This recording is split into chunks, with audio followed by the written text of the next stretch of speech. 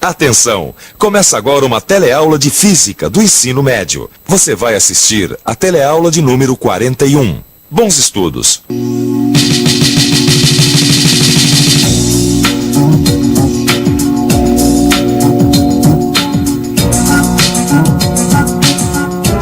Sabe, Vicente, eu tô adorando trabalhar nessa lavanderia, rapaz. O único empecilho é que quando essas secadoras e esses ferros estão ligados todos ao mesmo tempo, faz um calor danado. Ah, isso faz mesmo, viu? Faz calor mesmo. Mas ainda bem que existem esses dispositivos que transformam energia elétrica em calor, viu?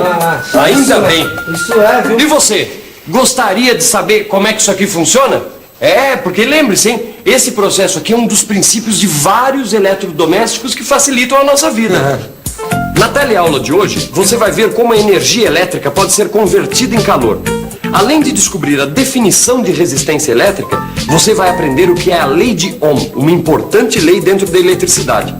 E você vai entender o que são os resistores lineares e não lineares, e como eles se associam, em série ou em paralelo. E aí, pessoal, tudo certo? Olha, vamos esquentando as turbinas porque a teleaula de hoje vai pegar fogo, meu amigo. Vamos nessa.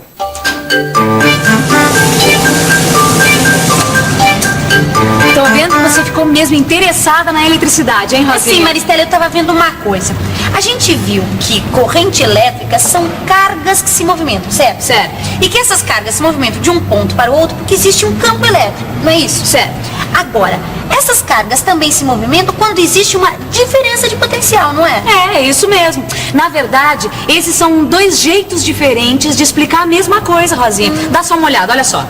Quando eu solto essa bolinha, olha, ela vai em direção ao chão porque existe um campo gravitacional, certo? Ou nós podemos dizer que ela cai porque existe uma diferença de potencial gravitacional entre o ponto mais alto, que é essa minha mão que está em cima, e o ponto mais baixo, que é essa minha mão que está aqui embaixo. Ah, eu já saquei, Maristela. Ó, aqui no condutor elétrico, neste fio, por exemplo, as cargas se movimentam, formam uma corrente elétrica porque existe um campo elétrico. Ou dá no mesmo dizer que as cargas se movimentam porque existe uma diferença de potencial. E a diferença de potencial é a explicação mais adotada no estudo da eletricidade, por ser mais simples. Olha, lembre-se que a diferença de potencial tem uma unidade, o volt. Por isso é comum a gente chamar a diferença de potencial de voltagem. Eu estava lendo aqui nessa revista um artigo sobre linhas de alta tensão. Fiquei imaginando. Se a diferença de potencial é que faz com que as cargas se movimentem e criem uma corrente elétrica, qual será a relação entre as duas? Isto é, entre a diferença de potencial e a corrente elétrica. Foi esta dúvida que inspirou uma das mais importantes leis da eletricidade, a lei de Ohm. Foi a partir da lei de Ohm que os cientistas conseguiram demonstrar matematicamente que os condutores têm resistências diferentes. Ou seja, alguns corpos resistem mais à passagem da corrente elétrica do que outros. Foi um físico alemão chamado Georg Simon Ohm que descobriu a relação entre a corrente elétrica e a diferença de potencial. Ele definiu que a resistência de um corpo era dada pela razão entre a diferença de potencial aplicada a esse corpo e a corrente elétrica que o atravessa. Ohm chegou à seguinte definição: R, que representa a resistência, é igual a V, que representa a diferença de potencial, sobre I, que é a corrente elétrica. O valor da resistência é dado pela unidade Ohm, cujo símbolo é a letra grega ômega. Bom, como você viu, nós chegamos à definição de resistência. E a partir dela, podemos chegar finalmente à lei de Ohm. Dá uma olhadinha. Essa aqui é a definição de resistência que a gente acabou de ver. Multiplicando em cruz, a gente chega à lei de Ohm, uma equação que serve para entender vários fenômenos envolvendo eletricidade. Tá vendo? V é igual a R vezes I. Ô, Gil. Fala, Vicente. Eu tô vendo você aí passar roupa, eu tava pensando uma coisa. Essa tal da lei de Ohm, ela vale para qualquer tipo de condutor?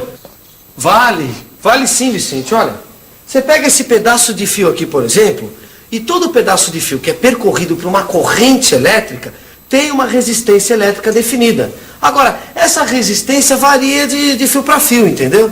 Ah, quer dizer que todo fio percorrido por uma corrente elétrica é um resistor, já que ele tem uma resistência elétrica definida. É isso? Sabe, Vicente, o resistor já é fabricado pensando no tipo de uso que ele vai ter. Ó, por exemplo, aqui dentro desse ferro de passar roupa, o resistor que tem aqui já foi projetado para fornecer calor suficiente para a gente passar a roupa. Entendeu?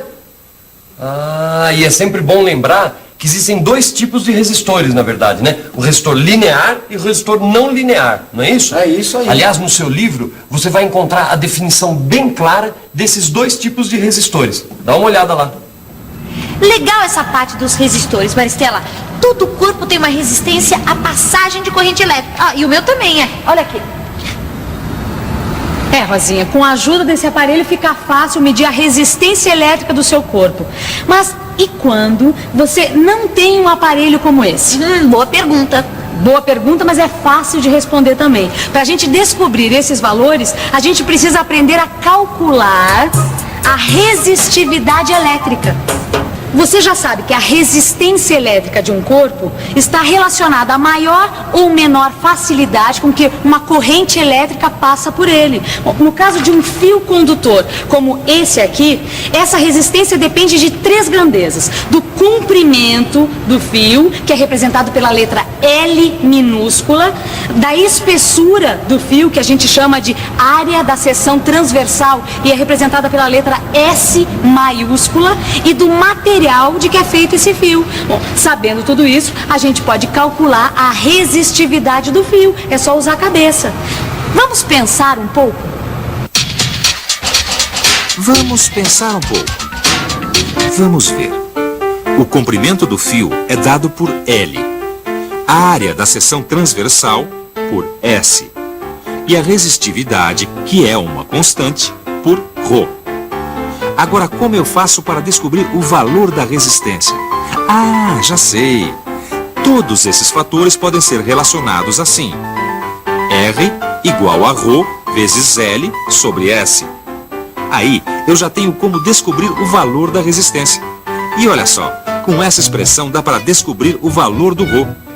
Basta eu fazer as operações que eu chego nessa nova expressão. ρ igual a R vezes S sobre L. Pronto.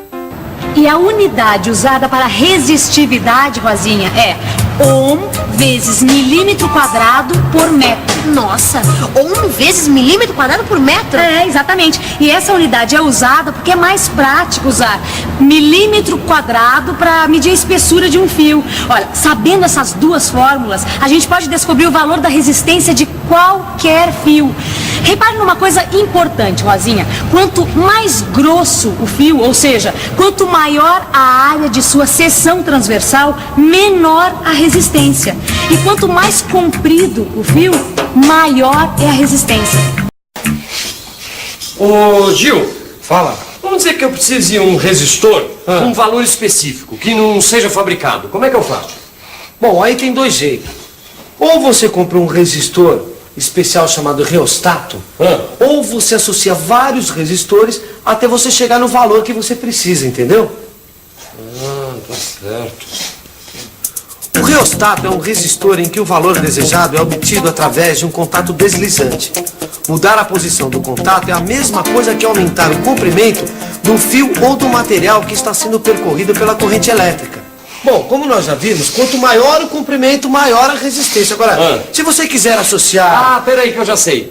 Existem dois tipos de associação de resistores. Associação em série e associação em paralelo, não é isso? Exatamente. Na associação em série, todos os resistores são percorridos pela mesma corrente elétrica. Vamos pegar uma associação em série qualquer. Para descobrir a resistência de todos esses resistores juntos, basta somar. É isso mesmo. Lembra da lei de Ohm? Pois é, você aplica essa lei, descobre a resistência elétrica de cada um e soma. O resultado é a resistência elétrica total dessa associação em série. E a associação em paralelo? Bom, como você acabou de ver, na associação em série todos os resistores são percorridos pela mesma corrente elétrica. Dá só uma olhadinha aqui. Na associação em paralelo, os resistores estão sujeitos à mesma diferença de potencial. O cálculo da resistência elétrica total de uma associação em paralelo é um pouco diferente da associação em série. E para descobrir como é feito este cálculo, é só dar uma olhada no seu livro de estudos. Mas viu, Vicente? Ai, Cuidado, né, Gil? O ferro tá quente, não tá vendo que eu tô passando a roupa? Assim você vai acabar virando mais uma vítima do efeito Joule. O Vicente, depois que começou a estudar eletricidade, ficou assim todo metido, efeito Joule e tal e coisa. Mas é isso aí, pessoal. Toda vez que um condutor está sob a ação de um campo elétrico, os elétrons começam a se movimentar. Só que se movimentam de uma maneira desordenada, entenderam? Pois é, eles se movimentam de uma maneira desordenada, mas preferencialmente no mesmo sentido. E é isso que cria a corrente elétrica. Agora, lembre-se, eles fazem uma movimentação desordenada. Eles não andam bonitinhos em fila indiana, muito pelo contrário. Eles vão se chocando um com os outros e com a própria estrutura atômica do condutor. E o que acontece com essa intensa atividade dos elétrons? Acontece a geração de calor. Por isso que uma parte da energia elétrica que anda pelo condutor é transformada em calor, não é? É isso aí. E o efeito Joule possibilitou os primeiros usos práticos da eletricidade. O chuveiro elétrico, a lâmpada incandescente e o próprio ferro de passar roupa. É graças ao efeito Joule que essa lâmpada acende, ó. Seu filamento atinge temperaturas tão altas que passa a emitir luz. É isso aí, Rosinha. Existe uma importante relação entre energia elétrica e calor.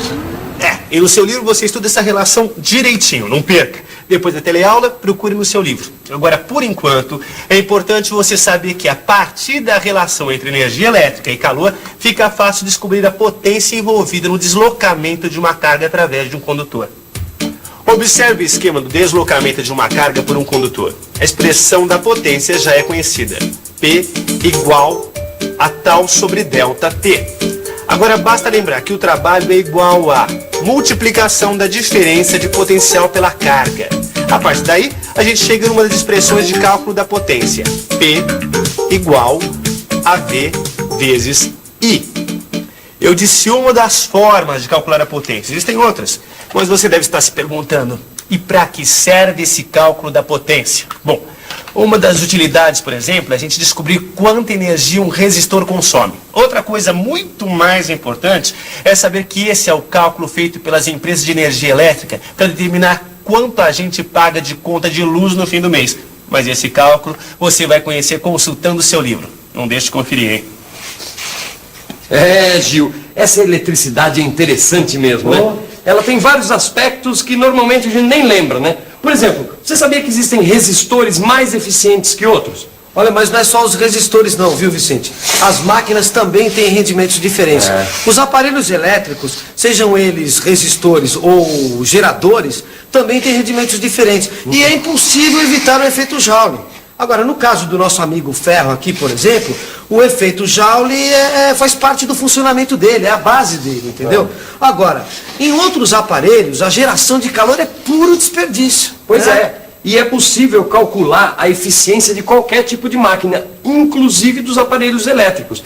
E para saber qual é o rendimento de qualquer um desses aparelhos, basta lembrar da definição de rendimento. A letra grega eta representa o rendimento. Voltando à nossa equação, eta é igual à potência útil, que é a potência fornecida pelo aparelho, sobre a potência total, que é a potência que o aparelho consome. Fazendo as contas, Gil, a gente descobre fácil. Fazendo as contas, nós temos muita roupa para passar ainda. Vamos logo para a revisão antes que chegue o patrão, meu amigo. E atenção, se liga aí que é a hora da revisão. Na teleaula de hoje, você aprendeu o que é a lei de Ohm e descobriu como definir resistência elétrica. Você viu também que existem resistores lineares e não lineares, e associações de resistores em série e em paralelo. Você aprendeu o que é efeito Joule e descobriu que as máquinas têm rendimentos diferentes. É isso aí, na próxima teleaula tem mais. E não se esqueça de consultar o seu livro de estudos. Aí você vai estar mais preparado para entender tudo que vem por aí. Até lá, tchau!